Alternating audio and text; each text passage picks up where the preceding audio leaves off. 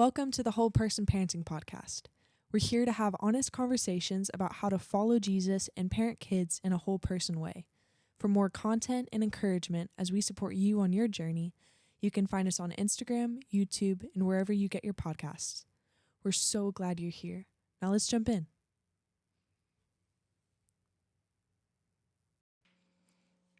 Hey everyone, welcome to the Whole Person Parenting Podcast. My name is Presley. I'm here with my mom, Valerie. Hi. And it is Thanksgiving week. It is. You're home for I'm Thanksgiving. home for Thanksgiving from college. Yep. Thankful to be back. I slept so good last night in my own bed. So Yeah. Even though you forgot your pillow. I did forget my pillow. Felt bad. It's okay. I did find another pillow to use. Oh, good. So yeah, I was gonna say we can still go get another pillow if need be. no, it's fine. Okay. Did you find a silk pillowcase? Mm-mm. Okay. Well, I have Just using one of Brayden's old ones. Okay. It Well. looks janky. Oh no. It's the first thing I saw. Not the janky pillowcase. I'm just like, I don't know, like what. We literally just went through all of the sheets, like all of Really? yeah, we just like got rid of a bunch of them. Like I just like either threw away or like the ones that he just wasn't interested in having anymore. We just donated, Mm-hmm. or some that like fit smaller beds that we don't have anymore, you know. Yeah. Well, this one's still janky. Oh, it made it through. It somehow made it through the process. Well, we can do better. I have a silk one you can use. Oh, thank you. Okay, well, now that we have that out of the way in front of everyone, welcome back. So we have, we're coming off of the parenting in pixels conversation, Mm-hmm. talking about the anxious generation and kind of what that did, Yeah. and what probably a lot of like young parents are dealing with, and even older parents with social media and navigating that, like whatever age you are or your child is. But we were kind of talking through, what today we're going to be covering. And I think it's kind of along the same lines, because I think social media can play a part in it. And Yeah. But I think it's ultimately determined by, I think, things that people pick up more so than social media even. I think as social media like highlights it and emphasizes it, but it's always the deeper root or issue, you know? I agree. Yeah. So. Yeah.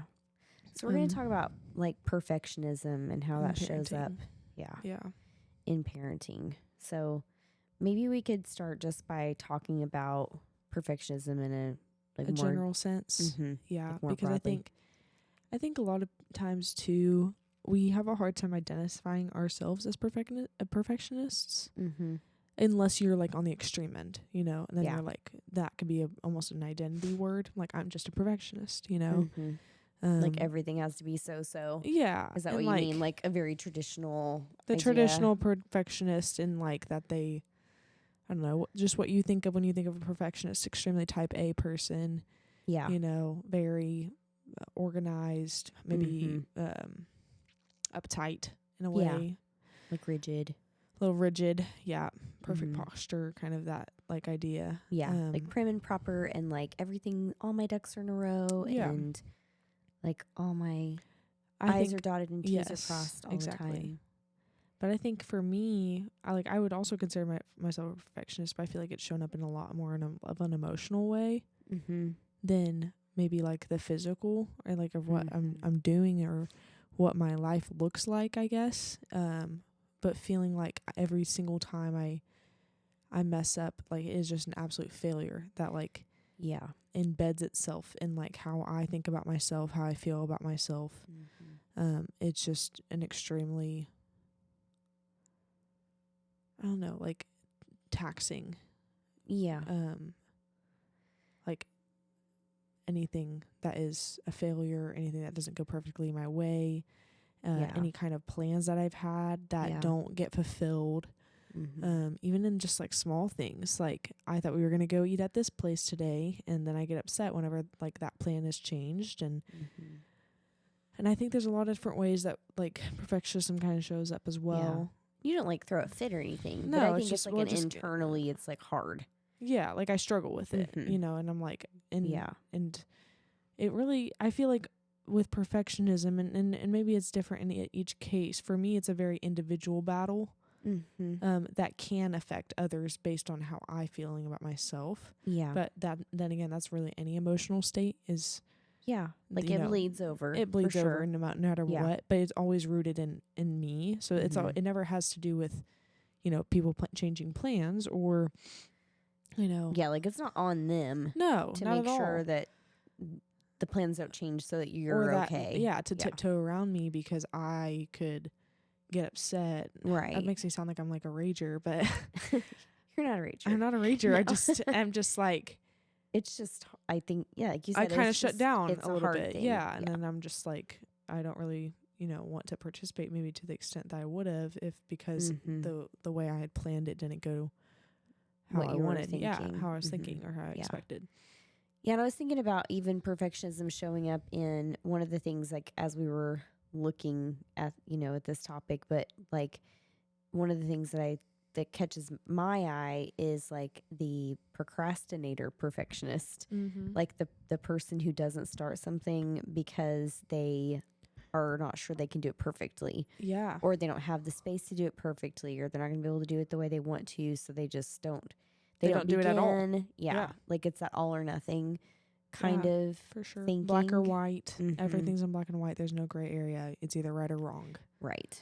Yeah, which is why successful maybe or a failure. There's no in between. There's Exactly. not a world where some things could have gone right and some things could have gone wrong. Yeah. You know, in your job, if you're like given a project to work on, and like there were some successes, but then there was also all failures. Then in your mind, it's automatically categorized as failure because every single thing didn't go according to plan. Yeah, I was thinking about this past week. I did a training like that I participated in. I didn't lead the training, but that I participated in, and we, you know, like therapy trainings. It's like, you know, you do therapy on each other basically. So oh really? Yeah, that's funny. You didn't know this? No. Oh yeah, like you just have to practice on each other. Yes, you practice on each other. That's hilarious. It's not like every single thing, but often. I didn't know that. Yeah, you're doing like role play, and so maybe you're making something up. But in this particular training, we're like using our real life stuff. Okay. And one of the questions, it was like we were going through like a series of questions, and one of the questions was like, how do you handle criticism? And so I heard several people answer this question because it was asked in several different ways or several different times.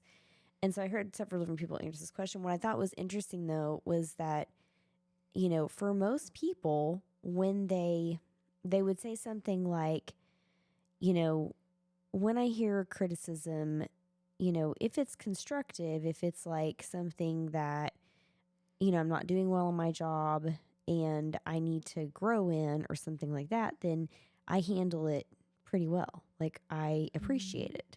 Like they're like appreciating the criticism because then they know that they're going to be able to like grow from that experience.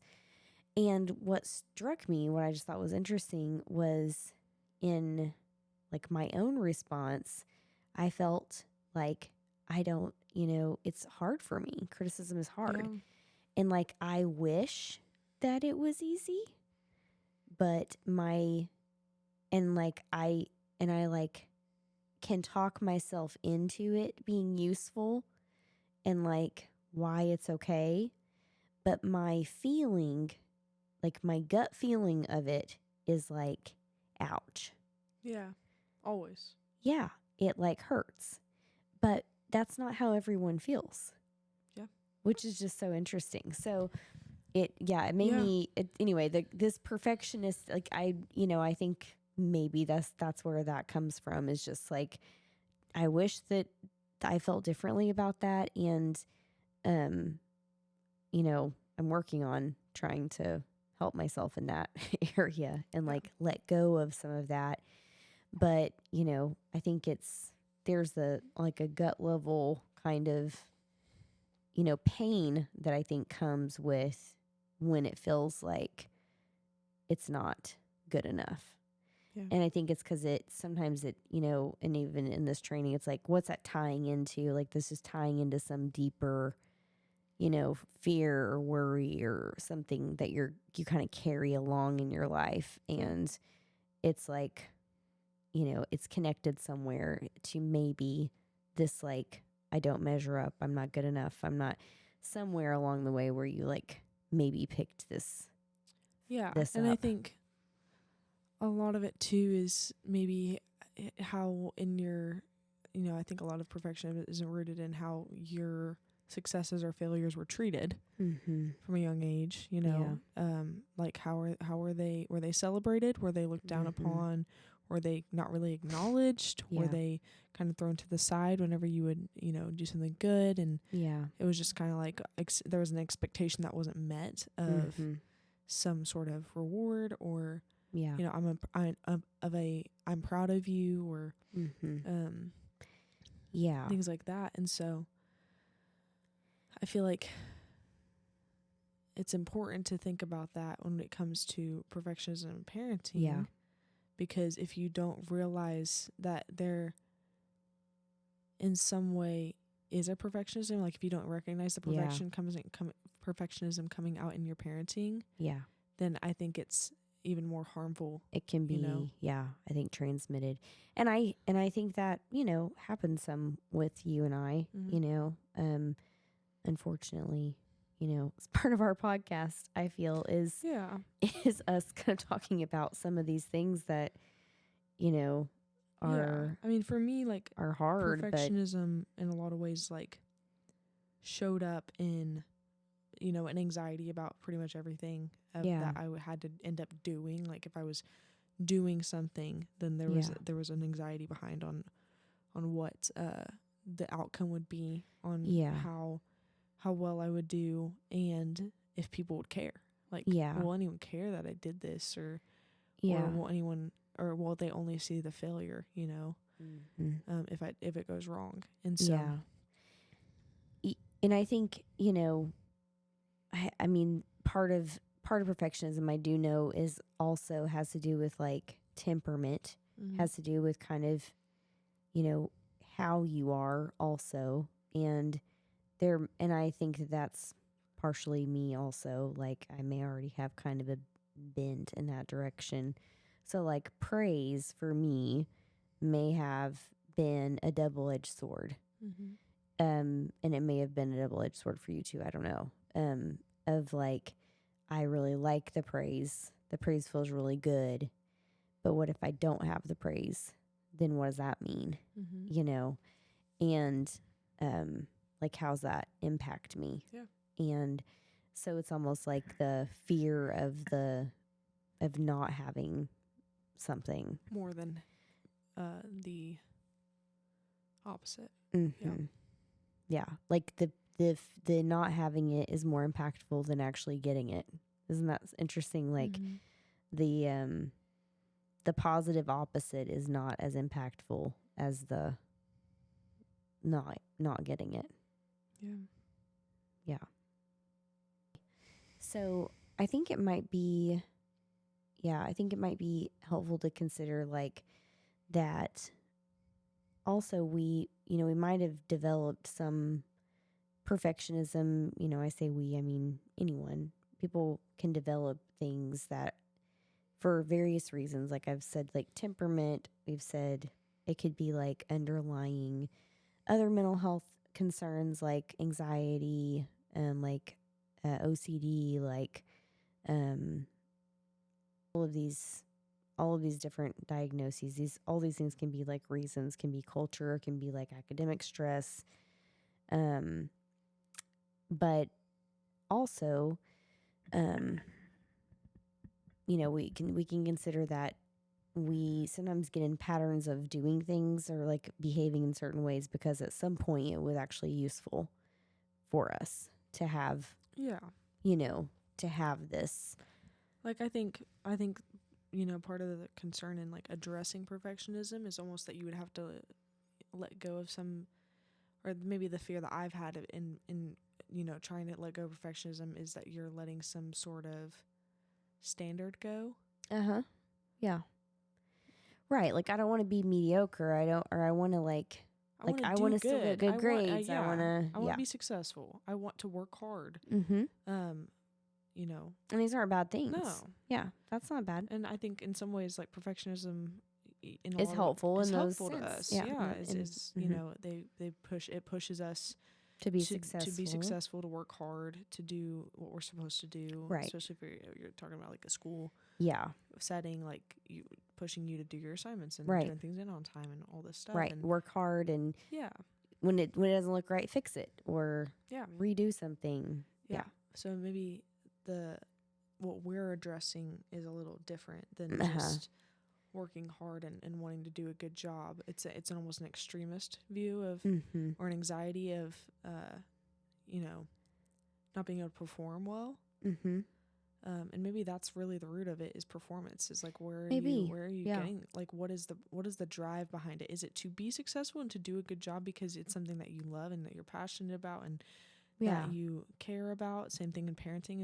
Are you working hard out of a place of wanting good things for your child?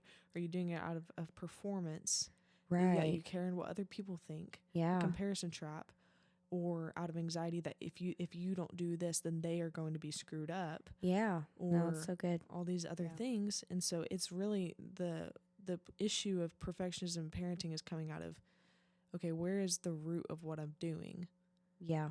Lying. Where is the root lie? Yeah. Of why the purpose and the cause of everything that I'm doing. Is it out of a place of performance and fear of what your own parents are going to think, what your peer parents are going to think, what church members would think, what teachers would think, like your kids' teachers, all these different things about what they, other people's input and like also opinions. The comparison. I think you see it a lot is like there are obviously extremely different methods of parenting across the board. Oh yeah, for sure.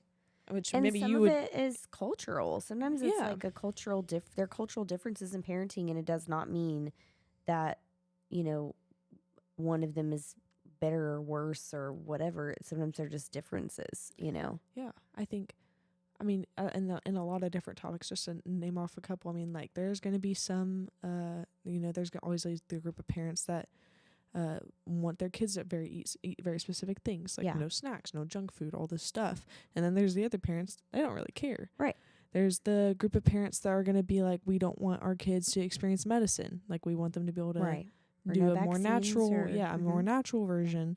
And then other people who are like, well, medicine I think is fine. Yeah. And then you've got the homeschool parents. You've got kids that parents that want to homeschool their kids, and parents that want to send their kids to public school, parents that want to send their kids to private school, or have tutors, and all these different things. Daycare and versus nannies versus stay-at-home mom or dad. Yeah. And I think if you get caught up in what the right way of parenting is, I think you almost can fall into two traps. Is one, forgetting what is best for your child. Your child is a very specific and unique person. Absolutely. That needs specific and unique things. And I think two is you will lose yourself in the process as well, and your identity as a parent by looking at other parents and what they're doing. Definitely think this is where a lot of the perfectionism stuff comes into play. I think you're absolutely right. That is where you could get really trapped, and it could be about comparison and so like what's kind of what's happening under the surface there, I think has everything to do with way it. More than you think. Yeah, for sure. Yeah. Just in the same way that you would say perfectionism can affect more than you think in your walk with the Lord. I mean, I think there's so many different areas in your life that it can seep into. Yeah. And it's just as important with parenting. Yeah. Yeah. I was thinking about I'm due a year, it's like a 2-year long, more like in-depth Bible study and like personal relationship with the Lord, like deep dive kind of thing at our church. And we were talking about spiritual disciplines. We were kind of doing like an inventory of, like where are our values? Like what are we still in the process of like considering and like what are we actually like setting time aside for, and like it had like this all these lists of spiritual disciplines, and like solitude and like prayer and fasting and the Sabbath and Bible reading. I mean, it was just like a big long list.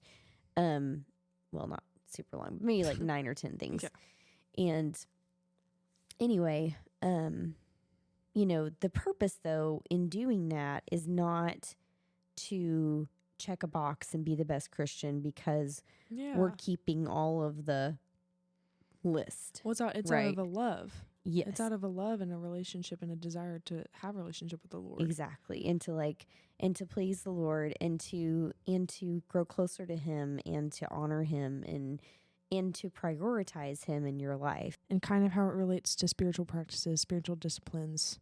Like if we were to treat like parenting in the same way that we treat spiritual disciplines, which in some way it is like a spiritual responsibility, right? That has been given to parents by God. Yeah. If you think about it, I feel like in the way that Scripture addresses perfectionism is a lot of kind of equating it with pride in a lot of ways, which I think it is, because I think it's something that you feel like you have to take it in your own hands or it's not going to work. Yeah, it's definitely like a type of self-reliance. And I mean, I think it's like a cross between like self-reliance and fear, maybe. Yeah. Yeah. And almost a kind of deception. It says in 1 Corinthians 3, starting in verse 18, it says, "Let no one deceive himself. If anyone among you thinks that he is wise in this age, let him become a fool, that he may become wise. For the wisdom of this world is folly with God, for it is written, He catches the wise in their craftiness. And again, the Lord knows the thoughts of the wise, that they are futile. So let no man boast in men, for all things are yours, whether Paul or Apollos or Cephas or the world or life or death or the present or the future, all are yours, and you are Christ's, and Christ is God's." And so it kind of shows this like energy flow kind of chart in Scripture of that, like all these, like the life and the world and the death and present and future, like God acknowledges that those are ours to have. But we are Christ's, and Christ is then God's. And so if we don't remember that it goes God and in our relationship with Jesus, our salvation through Jesus, and then we are at the bottom of the tier. If we forget that, that's when a lot of the pride and perfectionism, I think, can rule our lives. Yeah, for sure. Yeah, and it's like, and I think it goes back to just, you talked earlier about like what are your motivations, but then also like what is the source? So our motivation is our motivation about us, or is our motivation about our children, or is that and is our motivation about pleasing God in our parenting? Because how would God parent in this way? What would God do in this situation? Yeah, like what would be a way that the way that we could parent that would put his character on display, which I think is a lot of what we talk about, and what we feel like we've been given, as a message, to say that this is possible to reflect the character of God in our parenting, in a whole person way. Yeah, exactly. And so I think our encouragement is to maybe evaluate where the root of things, where you're parenting from, and how it is reflecting Jesus. How are we reflecting Jesus to our kids? I say our like I have one, and I don't. It's okay. You don't have to say that every time. I think it just kind of comes out. It's because I think I hear you say our, but our in the since I am a child, and maybe eventually, yes, a parent, a future parent, and I mean, I think we are, we're a mother-daughter, but we're also, sisters in Christ, and we have. That's sweet. Yeah, it is sweet. It's sweet. It's also true. It's also true. My sister. Yeah, my sister. Sisters. sisters. Oh, no, yeah. We have not yet watched White Christmas. Well, I was gonna say that we have not yet revealed to our audience That we like to sing. yeah, that we break out into song randomly. We've kept that under wraps. I don't all know the how way we up have to because we do that 6 a episodes. lot. I know. Yeah, we've been on. Yeah, cat's out of the bag. We will hear a word and then break out into song. Break out a song. Well, Several it's any songs. phrase. Yeah. Yeah. You just saw the transition of one song to another. From one song into the next. Yeah. Wow. It happens organically. We cannot contain we it. cannot be stopped. But yeah, anyway, I feel like that wraps up our perfectionist parenting episode. yeah. Who knows what we'll title this one? Don't ask me. Well, I'm We'll see. excited. We have some good things cooking for the. Oh, we've been cooking it up. Yeah. We're cooking something up in the kitchen. Oh, yes, we are for not the new just year for Thanksgiving, and for but for Christmas, and yeah, we're excited. we are excited.